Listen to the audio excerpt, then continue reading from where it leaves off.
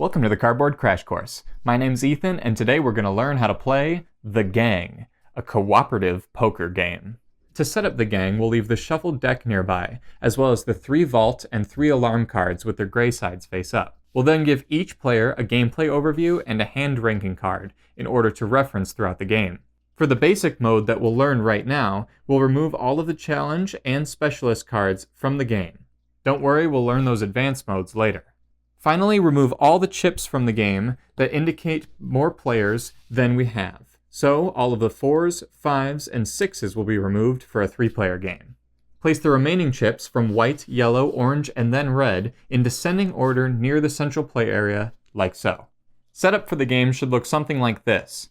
Keep in mind that it's important to keep both of these cards in front of you, especially the hand ranking card if you're unfamiliar with the poker game Texas Hold'em. If you are familiar, and also for the purposes of this video, we're just going to go ahead and set all these cards to the side. The game consists of 3 to 5 heists, utilizing this deck of cards in order to work together and try to unlock the vault. If you successfully break 3 of the vaults open, or if you trigger the alarm 3 times, you'll either win or lose. Each heist consists of 4 simple rounds, round 1 being the pre-flop. This is where the dealer, being any one of the players, will deal 2 random cards to each player. Keep in mind that you can always look at these pocket cards, but you may not look at any of your opponents or discuss what you have on the table. Place the rest of the deck nearby, and then place the white chips next to it. The number of stars on the chips show the strength of that chip. Each player will be trying to guess who has the strongest hand of all of the ones on the table, with very, very little information. To do so, there is no turn order. Each player is going to take one of these chips, using their very limited information, and place it in front of their cards. By doing this, you're accepting that you have that strength of hand in your pocket cards currently. Because this is a 3-player game, the 1 is the weakest, the 3 is the strongest, and the 2 is in the middle. Because there's very limited information in the pre-flop, each player may simply be guessing randomly, unless they have a very good knowledge of Texas Hold'em hands. As soon as everybody has 1 chip in front of them, using only information from their pocket, the round ends. Round 2 is the flop. One of the players will take 3 cards from the deck and lay them face down on the table as community cards. They will then take the yellow chips and place them in the center of the table just like before. Each player will take 1 single yellow chip from the center of the table using just as much information as they had before, plus the 3 new community cards. You're trying to think of what the best possible hand is from what you have in your hand plus the community. Because it's still slightly limited information with only 3 community cards, it may end up similar, but not exactly the same, to the first round. As soon as everybody has 2 chips in front of them, 1 white and 1 yellow, the round ends.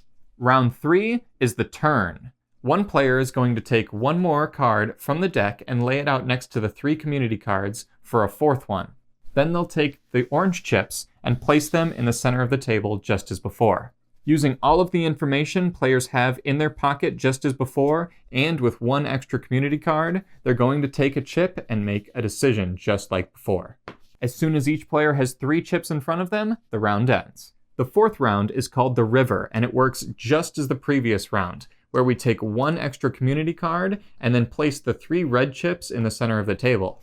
Everything from a player's pocket, the community, and possible cards in other players' hands, as well as people's estimated strength between the 3 rounds. Each player now has to make their most estimated guess on what their hand is in comparison to the other's strength. This player thought he was the strongest, this player thought he was the weakest, and this player thinks that he's in the middle. This is where the knowledge of Texas Hold'em comes into play, because it's time for the showdown. Each player now must use that knowledge, or the nice little hand ranking overview card, in order to create that best possible poker hand using their 2 pocket cards and the community cards. One by one, we'll see what the most powerful hand possible is from ascending order. So, the person with the 1-star chip reveals their hand, then 2, then 3, and so on. Now in the showdown, you're only looking at the red chips, nothing from white, yellow, or orange. Those were only to get you to the correct guess in the final round. If all of the players reveal something of the same strength or stronger than the previous player, then you'll flip one of the vault cards to its gold side. But if, unfortunately, any mistakes were made along the way and someone reveals something that's lower than the previous player, you'll flip one of the alarm cards to its red alarm side. If at any point you have 3 gold vaults, you win the game together, and if at any point you have 3 red alarm cards, you lose the game together. And that is the entirety of the gang's basic rule set. You're using that knowledge of poker as well as just some simple mathematical guessing in order to guess the perfect hand. Now get ready for the rules for Advanced Mode, Professional Mode, and Master Thief Mode using the Challenges and Specialists. To play Advanced Mode, we'll place the Challenges and Specialist decks face down near the gameplay board. For the first time playing, they must be ordered from 1 to 10 on both of them, so you know what you're getting into.